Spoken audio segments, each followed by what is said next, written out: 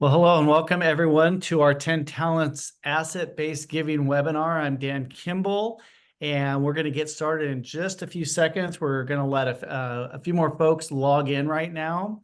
And as people are logging in, I just want to make sure that you can, in fact, see my screen and hear my voice. So if you are having any technical issues, you can utilize the question and box on your Zoom, in your Zoom application. Go ahead and do that. But we're going to get started in just a second as people are logging in. Thank you so much for logging in.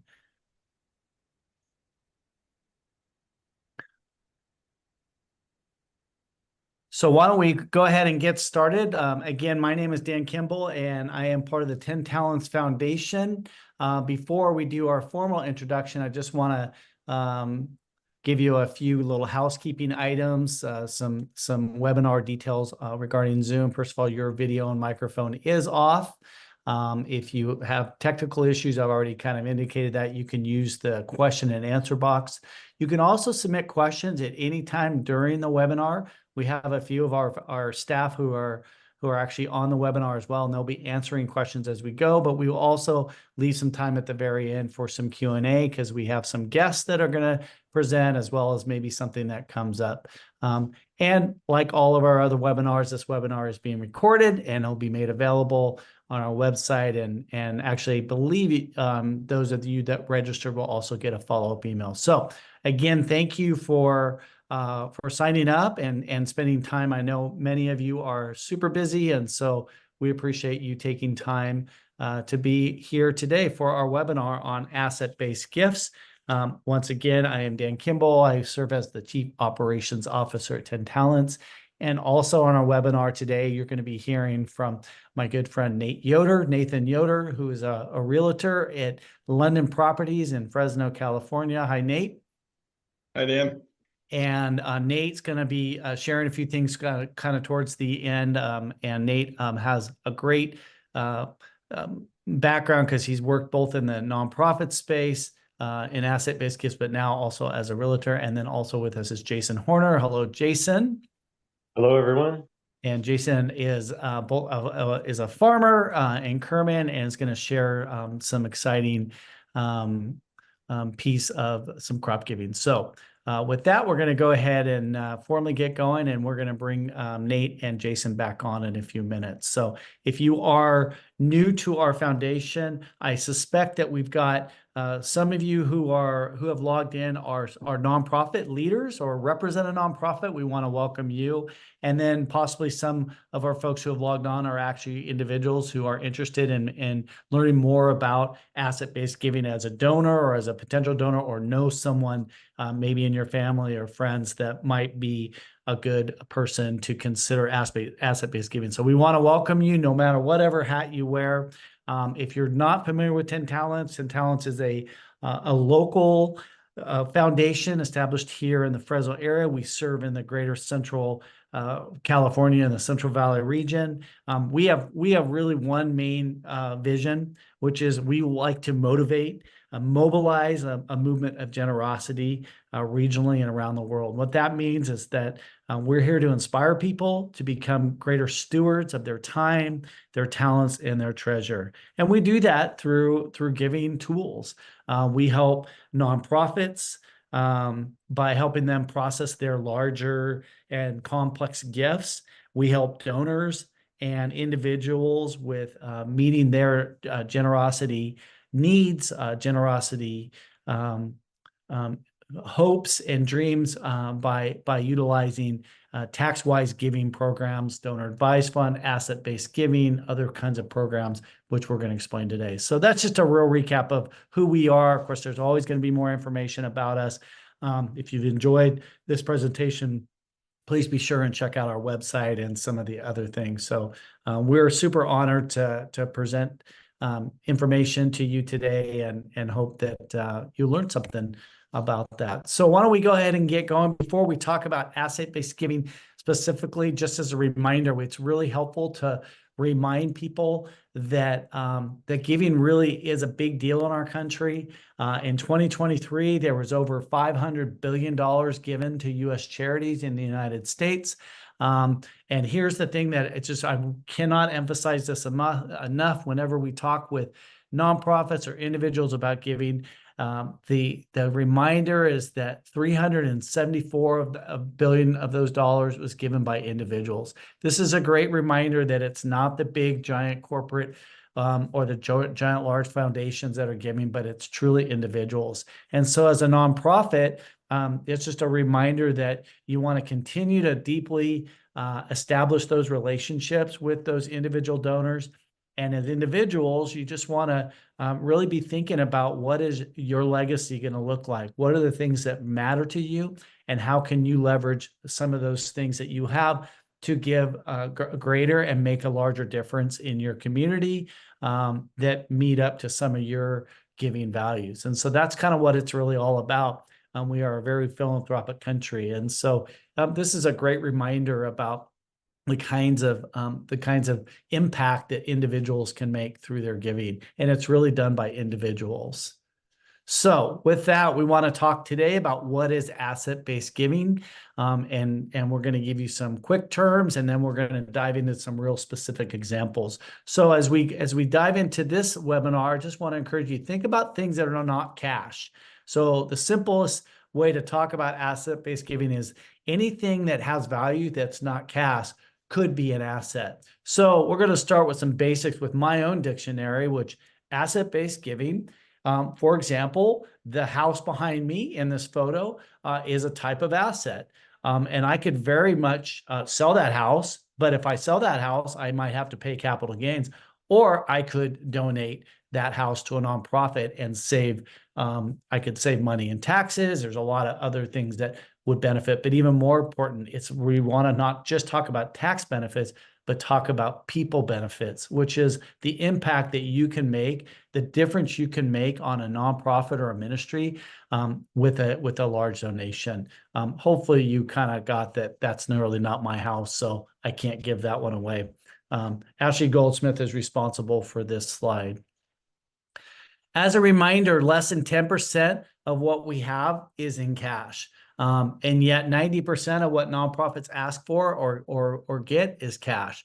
And so one of the main takeaways of this webinar is that most of our giving capacity is really in our non-cash assets, the things that we own and have invested in long term. And so what we really want to talk about, and what we love to talk about at 10 Talents, is how we can think about down the road, long term, with individuals and as a nonprofit, how we can think about encouraging people to keep charity, keep nonprofits, keep ministries in mind as they start to hold on to some of those assets. So you can see here some examples of retirement accounts, equity in a home, stock and mutual funds. You can see a large amount of people's assets is accumulated in these kinds of things: rental properties, businesses, all those other things. And yet, going back to that, I'm going to go backwards real quick. Again, 10% is actually cash, and yet we give so much away in cash. So what are some of those types of assets that people can give? We talked about a few of these: business interests, bonds, appreciated real estate, appreciated securities, mutual funds, life insurance, crop and agricultural gifts, which we're going to actually have a practical example of that today with one of our guests. The real estate piece, we have Nate that's going to share about that. There's things now like digital currency, and even art and collectibles can really accumulate a lot of value and could, in a sense, become something that a nonprofit could benefit from by strategically placing that in how you donate that. So that's really what we're going to be talking about, is these kinds of assets that people can give. And I know that for a lot of people, you think that, well, it might not be something you can do tomorrow, but it's certainly something you can and want to start thinking about now, because how you want to structure your giving. And I also want to remind people that sometimes when we have these conversations, people get a little bit either intimidated or they get a little worried about, well, I still want to make sure that my family benefits, down the road. I want to leave an appropriate amount for my kids or my grandkids or other people in my life.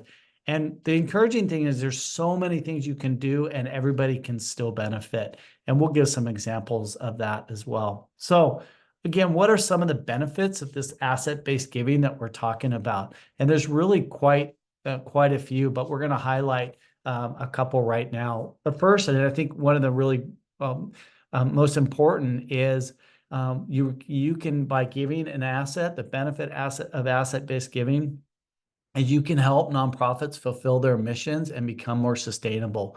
As you know, many of our nonprofits, they're working hard. They don't have huge budgets. There's a lot of other there's other things out there that can become distractions. And sometimes just getting money in is hard. And so the idea of really making a huge difference, a huge impact, a larger gift could do something like an endowment or really, really bless a nonprofit in a way that they can never imagine. So just that feeling of, of making that big difference could be really something. Another benefit is making a lasting impact of the lives of future generations. A short check is going to help, maybe today or tomorrow, but we like to use the term transformational versus transactional giving. This is when you think about something that really down the road that people will remember 10, 20, 30 years from now of something that you've done. Endowments are a great example of that. Scholarships, something that kind of keeps on, they call it the gift that keeps on giving, right? Maybe an asset-based gift could afford a nonprofit or a ministry a new building, or a community project that they could have never imagined. So as you think about your own legacy or your own value of how you want to be remembered, this could be a great thing to think about in terms of doing something that's transformational for a nonprofit or a nonprofit that you love. And of course, the third piece is the tax benefits and the tax savings. And we do talk a lot about this, and we do want to emphasize the importance of it. We do believe that people do give more because they care about nonprofit than they do about the tax benefits, but they're out there. And I think Nate is going to give an example of this, but there are some huge tax benefits out there and ways that you can save on things like capital gains, ways you can take a lot larger charitable tax deductions. You can reduce, some costs of things. There's just a lot of benefits by partnering with. And again, it's not cutting other people out, but it's how can you partner with a nonprofit so that everybody wins. So those are kind of going to be three really good examples of the value or the benefit of giving through donor advised funds. So how do you give? Well, we're gonna tell you now. And first of all, we're gonna introduce Nate Yoder. I introduced him at the beginning. Nate has been involved in foundation work himself, but is now serving as a realtor here in Fresno, London Properties. Welcome, Nate. Thanks, Dan. It's a privilege to be here. Yeah, great. And so, Nate, why don't you just start off and maybe just kind of give us a couple thoughts or overviews of some ways in which people can be thinking about property in this idea of asset-based giving? Yeah, sure. So when people sell property, often the big question is, there's a capital gains bill. It could be a big capital gains bill.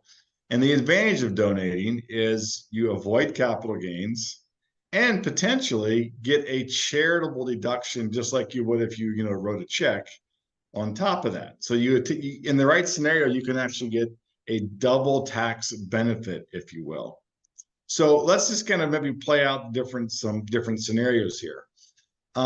First of all, you can donate your primary residence, although usually capital gains is not a big issue on your primary residence because there's a exemption that you have, a lifetime exemption. So the more common properties that we see donated are either investment properties or second homes or vacation homes. So let me give you a real life scenario that I'm aware of, and then also a hypothetical scenario that kind of maybe flesh this out. Mm. Um, so the real life scenario is there was a couple that had a rental property, so it's an investment property. They were kind of tired of managing it, dealing with it, and they would have had a significant capital gains bill. Now, for an investment property, you can do what's called a 1031 exchange and buy a new one, which defers the capital gains, but it doesn't make it go away. Got to So pay it instead, sometime. what's that? Isn't the idea that's kicking it down the curb a little bit, but at some point Exactly. somebody's got to pay it, right? Exactly. So in this case, they instead donated this rental property to a foundation, and it went into what's called a charitable remainder trust. Hmm.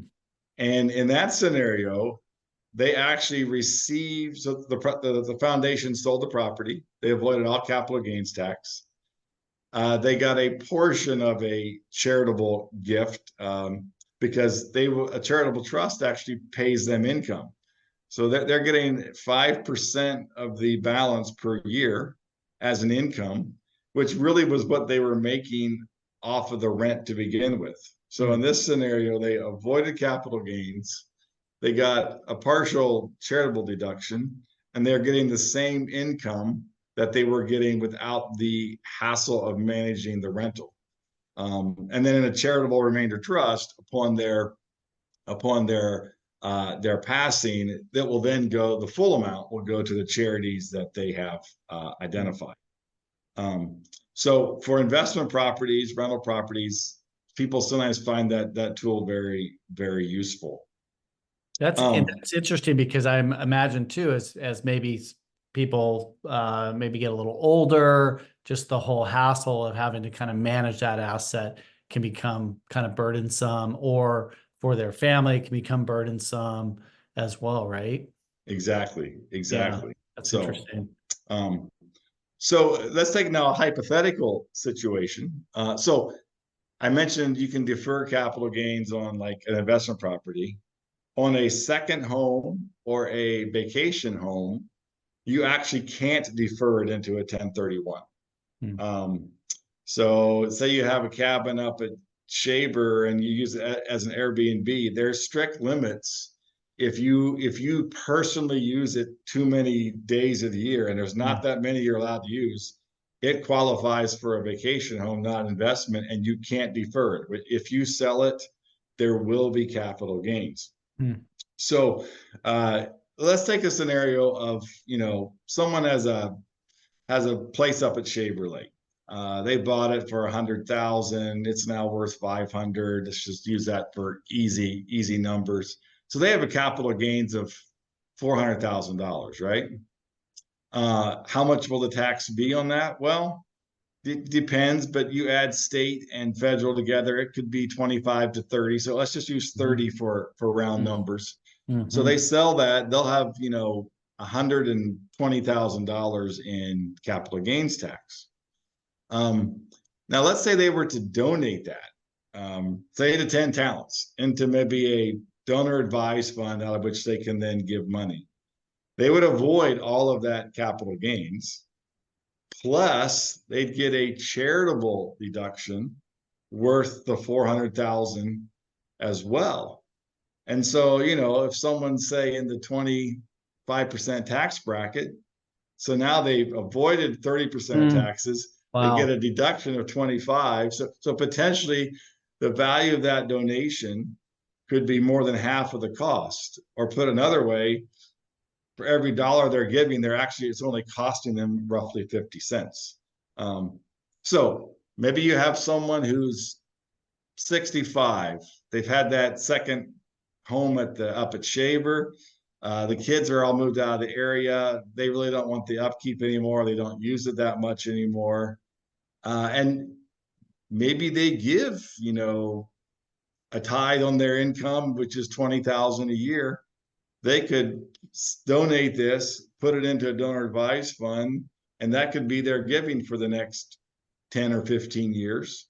And they saved a boatload of money. Yeah. So those are just some examples that hopefully flesh out what can be. two questions that sometimes are asked is, say I want to, okay, so I've got this place up at Shaver or on the coast, and I'd kind of like to donate it, but I don't want to donate all of it. Is it all or nothing? The answer Mm. is it's not all or nothing. You can donate a portion. So let's stay with our theoretical example.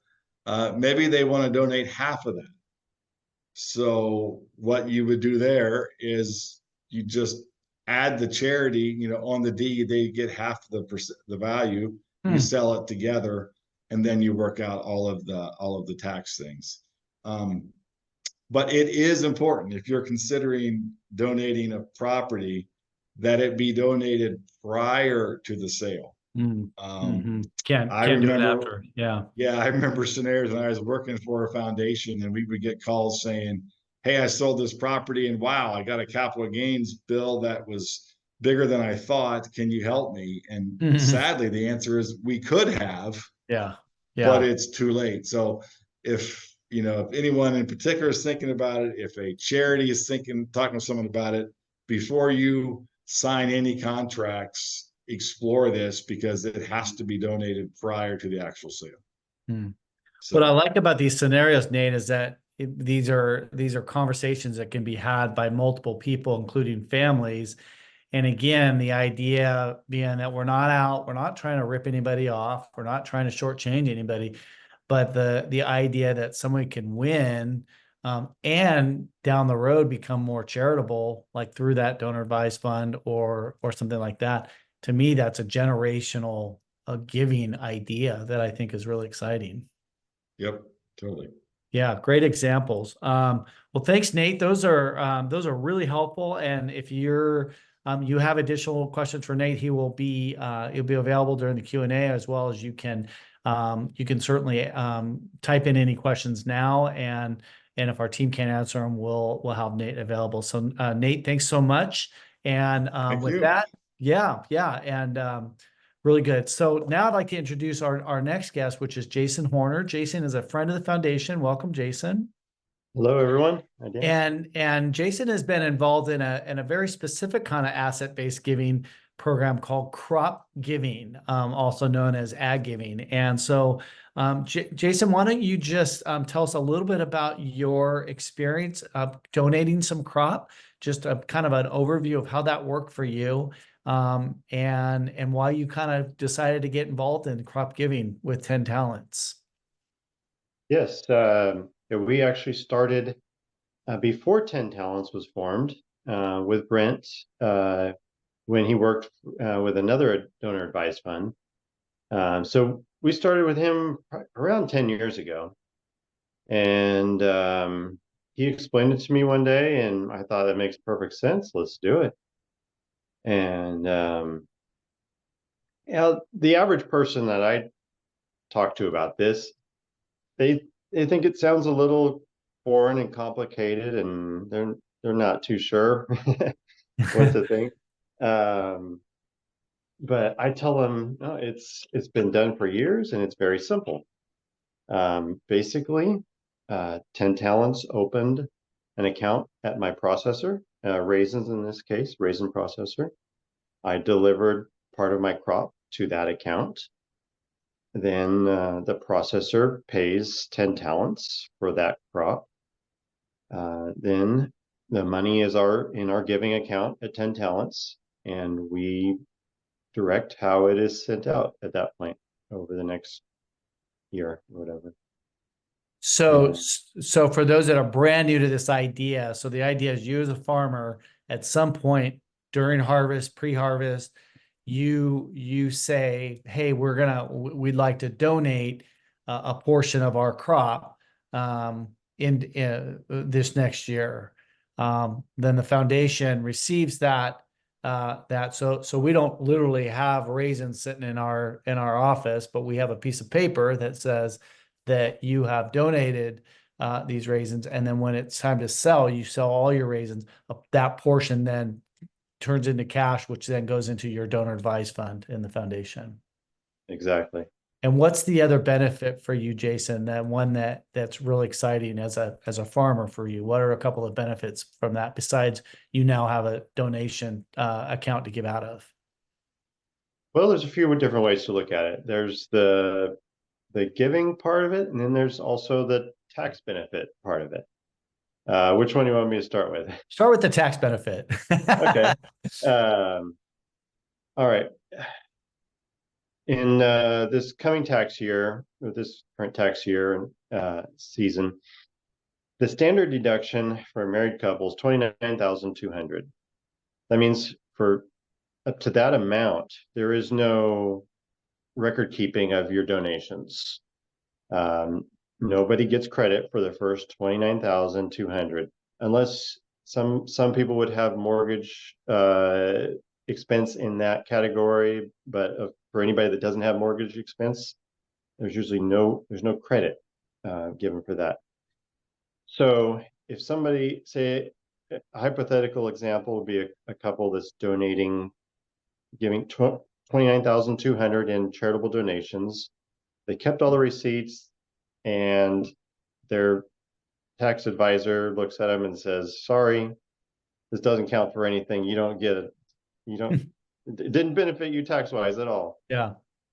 But if they would have taken a crop, let's say they had a raisin income coming, and they had donated one load of raisins to their 10 talents account at their Little raisin foundation. Yeah. processor, Yeah.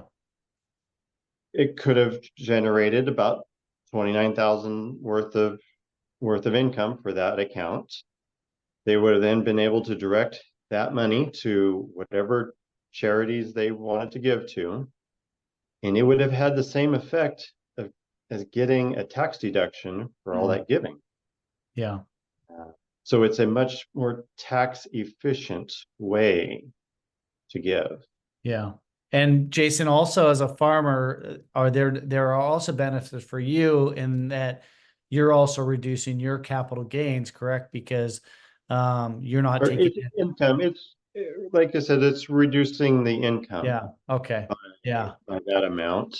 In the past, I would have just kept all my receipts of every charitable giving I did, and Sure. used that to go against my income. That Yeah.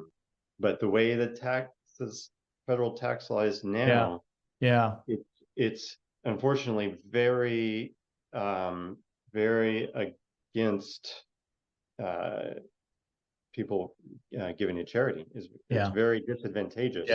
Yeah. Right now to give to charity is not encouraging charitable giving. Yeah. But you also are writing off all the expenses as well as part of that. That's the other advantage, correct? Yeah. Right. Great. Tell us a little bit about, just from a giving standpoint, what it's meant for you and your family. Now that, so you're going and doing this number of years. So every year you donate a portion of your crop, you're getting some tax benefits, but you're also now becoming, the ability for you and your family to give out of the proceeds of that donation. Can you tell us a little bit about that? Yeah, and this didn't hit me till later, but Proverbs 3:9 says, "Honor the Lord with your wealth, with the first fruits of all your crops." And it kind of hit me later that, wow, that's kind of literally what we're doing. It's first fruits of our crops before we even see the money. It's gone. It's given to God, and that's.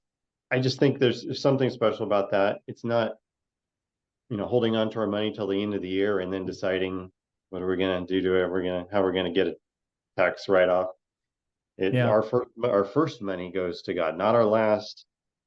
And it's been a blessing. And also another side thing benefit I didn't think of it first, but I kind of like having this separate account. This account has our money that's committed to ministry giving. It's not just all lumped in with my bank account. I can't accidentally spend it or do something else with it before it's time to give. And so it keeps me accountable. We decide early on, okay, this is the amount and we're sticking with it. The money's gone. I can't change my mind.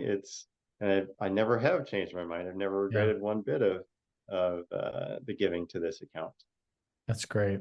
And if this is your first time on a 10 Talents webinar, we did a prior webinar on donor advised fund, which is what Jason's referring to. And you can certainly get more information about that on our website and access that previous webinar, which is all about how to utilize a donor advised fund, which is in a sense a charitable savings account that Jason and your family, and now you also are involving your kids a little bit now with their giving and things like that, correct? Correct. Yeah, Yeah, well, the son just opened an account. yeah.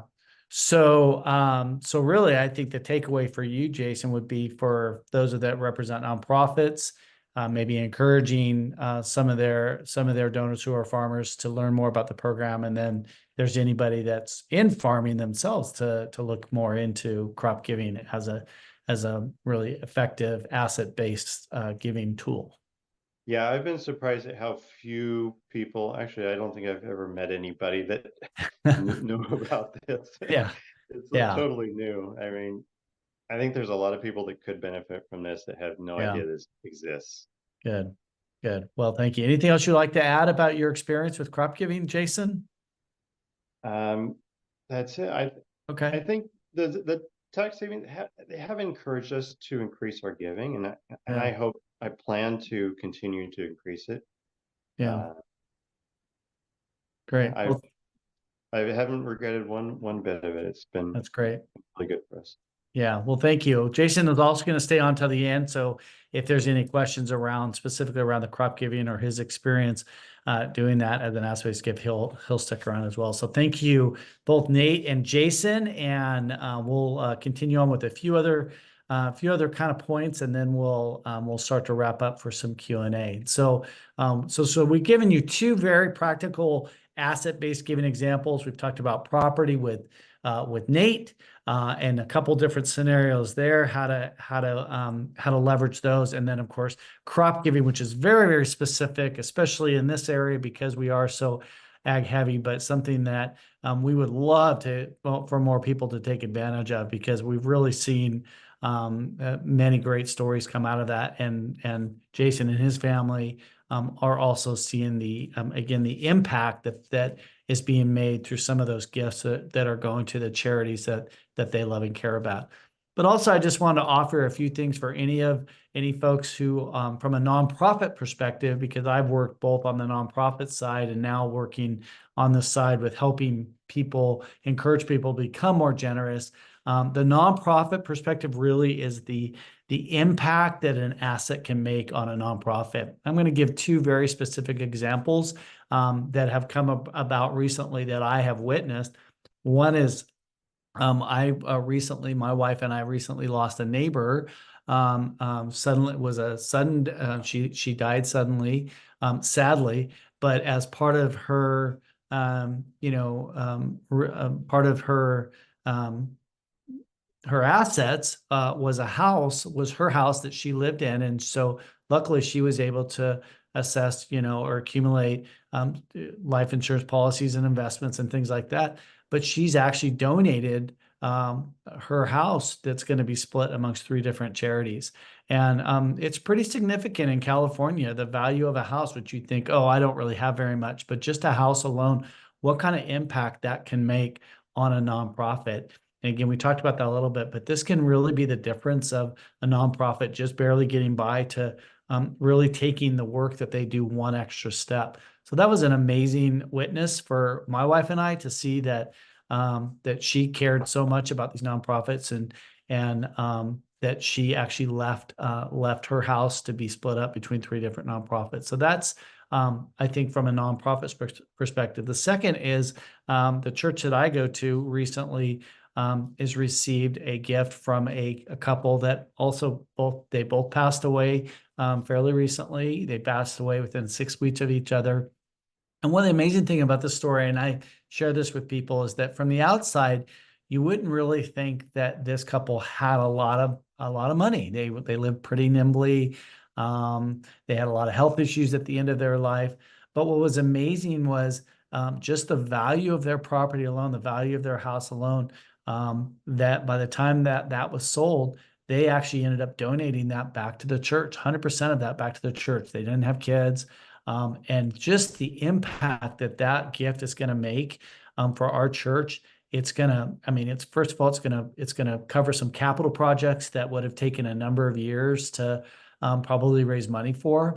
But just the generational impact, everything from, the music program, which they were big supporters of, all the way down to the next generation of youth who are witnessing that people really care about the church enough to give. So I think those are two for me, very, very specific examples. So again, if you're joining us today as a nonprofit leader, cannot emphasize enough the conversations you can be having with some of your supporters. And if you're an individual who's just even thinking about what can I do? How can I make more of an impact in my life? I would really encourage you to consider an asset-based gift. So there is, of course, this long-term impact of asset-based giving that we just can't emphasize enough. And so many people don't think they can do it. They don't think they're equipped.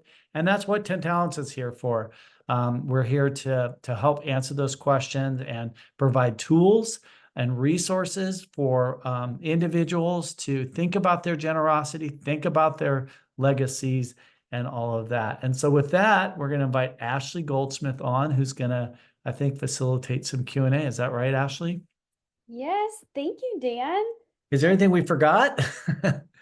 You guys covered so many really valuable topics. I think now we just want to open it up for specific questions. And as a reminder, you can submit your questions through the Q&A feature at the bottom of your screen. And you can also raise your hand and it will allow us to unmute you. And you can share your questions verbally. So, Dan, we did have a pre-submitted question, and it was related to how the 10 Talents Foundation works with real estate professionals to carry out asset-based gifts, specifically gifts of property. Would you mind explaining how 10 Talents does that? What does that process practically look like? Yeah, that's a good question. And I think I understood the question, but as a foundation, what we are a hub for people to make gifts into and work with situations, because every situation is unique. So what we do is we don't have real estate experts on staff per se. We're not real estate agents. We're not life insurance agents. We're not. But what we do is we partner with other real estate agents like Nate Yoder in the community who believe in what we do and who are experts in their field. And then we will then match that prospective donor with a person in the profession. And then they will work together to meet their goals. So what we want to do is make sure, so for example, as a real estate agent, that they still get their percentage, and that the family can have conversations with people who are experts. Hopefully that answers that question. Yes. So we have a list of professional financial advisors, real estate agents, legal help, people that are expert in this field who care deeply about charity and about 10 Talents, and will offer their services at a really fair value. That's great. Well, I don't want to dominate the Q&A, but I do have a lot of questions. All right, hit 'em. But please, I want to give a second for any of our participants and attendees to raise their hand, and we will unmute you, or submit your questions through the Q&A feature. I did want to ask you, Dan, I believe that it was briefly mentioned through the various scenarios that Jason and Nate presented that practically the way to donate an asset, it can involve a donor advised fund. Let's say I am somebody who wants to donate a piece of property. Can you just reiterate how does that connect with a donor advised fund? And if I'm starting from scratch, where do I begin? Sure. Yeah. So the, of course, one of the front end advantages of that turning that asset into cash for charity is to avoid the taxes or to not pay capital gains or whatever that scenario is. So by utilizing a donor advised fund, what that allows the potential donor to do is sometimes they might not want the entire value of that asset to go to one charity. That could be just overwhelming, or just that not might be their desire, or they want to take their time, or they want their family to also give out of it. So by placing that money in a donor advised fund, that money then sits. It's safe, it's invested, and then they can start giving out of that fund whenever they want down the road. So the immediate tax benefit happens right off the bat. But then now they have this, we like to use this term, this charitable savings account. The difference is that once it goes into the foundation, it always stays there. But the advantages are sometimes people want to take their time. Got it. And I heard you say, I've also heard you call it a charitable investment account, and that's Yeah. because once you put the money into a donor advised fund, it can grow in value. Yeah, it can grow in value. We have some various ways in which we may, invest that money in a very safe and a way that's so that while it sits, it's gaining a little bit. Got it. It's a great question though. Okay, Krista with the Justice Coalition asks a great and very important question, which is, what is the role of the nonprofit in this process? Yeah, so an excellent question. So Krista, what we've found is that for a lot of small nonprofits, many of our executive leaders just have never even, they just don't even know how, they wouldn't even know how to work with someone that has an asset. So for nonprofit leaders, first thing we want to encourage you to do is start thinking about some of your donors or people out there that might have the ability to make an asset gift. And then what 10 Talents does is we become a professional hub for you to work with. So we can partner with you to make that transaction happen so that your nonprofit ultimately wins. So I would say two things. One, keeping your eyes and ears open for people, and then tapping into some of our resources about how to go about moving an asset into cash for your personal charity. And it can be as simple as end of the year, we have people that maybe have depreciated stock or stock of some kind. I have a lot of nonprofits that don't even know how to do a stock transaction. That's a real simple asset that we can help with. That's great. And Dan, do you mind if I add a comment from a communications perspective? 100%.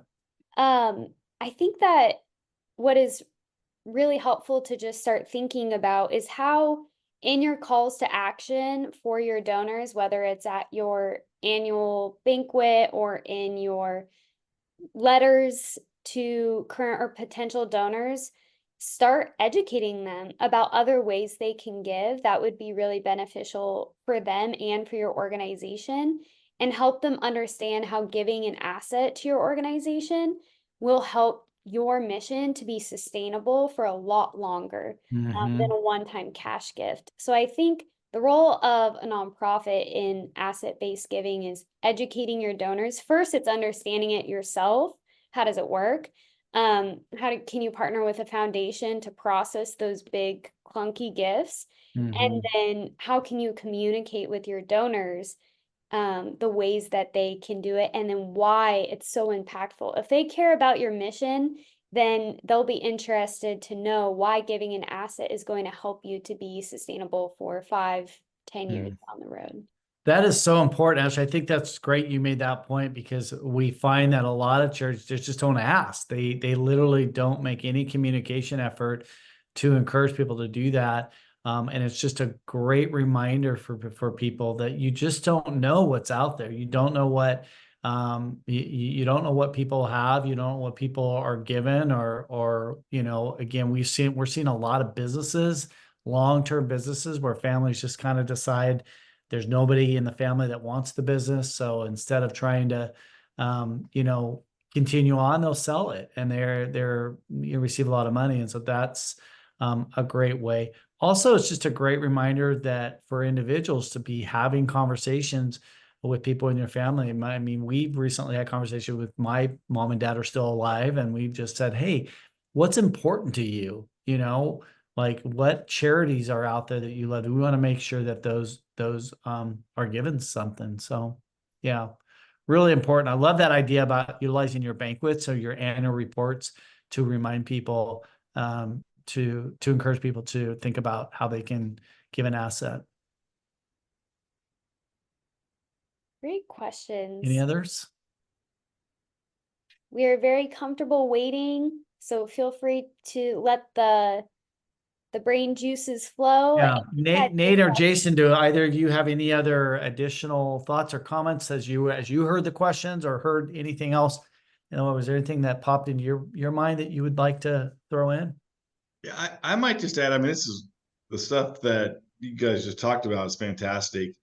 I think I just add, if I go back and put on my nonprofit hat that I used to wear, is it's really just listening. So you're with a donor and they say, oh, well, boy, I'd like to give, but you know, a business is down, this or that. Well, it's a conversation. Have you ever thought of asset-based giving? Or, you know, someone mentions you're with a donor and they mentioned a second property, or you know, they're tired of managing the rental, or they're, yeah, we have the place at the coast and we just don't use it anymore. And just listen for those opportunities to plant a seed. Mm. And you could, and then when you don't have to be the expert. All you have to do is say, hey, well, there can be a tax advantage. Would you like to know more? Then that's where you guys can come in at 10 talents. So I just think I know there were times when I was in the nonprofit world doing fundraising, I was so focused on, I need, you know, a cash gift for now, which is real. I get that. But there's also this much broader long-term thing that there may be opportunities and seeds that come up in the conversation that you can kind of just plant those for down the road. Yeah, and that's a great point, Nate, because I think, you know, at the front end of the webinar, when we talked about this whole idea that 90% of what people have is assets, and yet, you know, not cash, and yet 90% of what nonprofits ask for is cash. We are not discouraging nonprofits to stop asking for cash, because that's what keeps the lights on and the you know, the you know, food on the table per se. But what we want people to do is also realize that beyond some of those cash gifts, people might have more. So it's just a way to start to take that relationship, because, you know, as we like to say in the fundraising world, that it's a relationship business. You're building deep long-term relationships with people. So as you get to know them, you hear them and you hear what some of their needs are, they'll trust you. So great point, Nate. Any other questions, Ashley? Jason, any other comments? I'm going to agree with your last point, that some people, you know, maybe they're old timer, maybe they're old school. They're used to just getting their checkbook out and that's how it's done. And they're not ready to trust something new. They need to be made comfortable with a new and a better form of giving. Whether it's crop or real estate.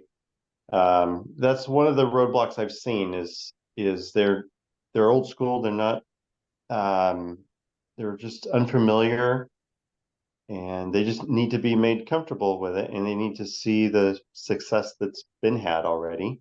Yeah. And the advantages, and they can be converted. Right. One other kind of point I meant to make earlier, that we want to, if you are a nonprofit leader that's joined us today, I do want to encourage you to be sure that you have what we call a gift acceptance policy, that you as an organization know what kinds of gifts you will and will not accept.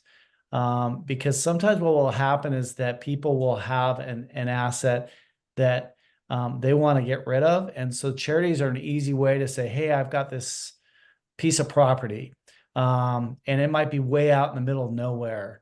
I'd like to give it to you. And if you're not prepared, people don't realize that they're not just wanting to give you the cash, they want to actually give you the property. And a lot of nonprofits aren't prepared for, what do we do with it? And then some of the costs that go around having a piece of property, like when you sell it, there has to be an environmental review of the land, like, those kinds of things. So I just want to say that it's really important that as a nonprofit leader that you are prepared for how you want to have conversations if people have an asset where they want to actually give you the actual asset, not the cash. What we've been talking a lot about is how to turn that asset into cash to leverage all these things.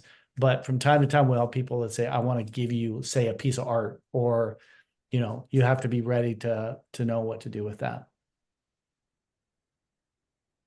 That's great, Dan. Would you mind going to the next slide that just has That one right there. our contact info? Yeah.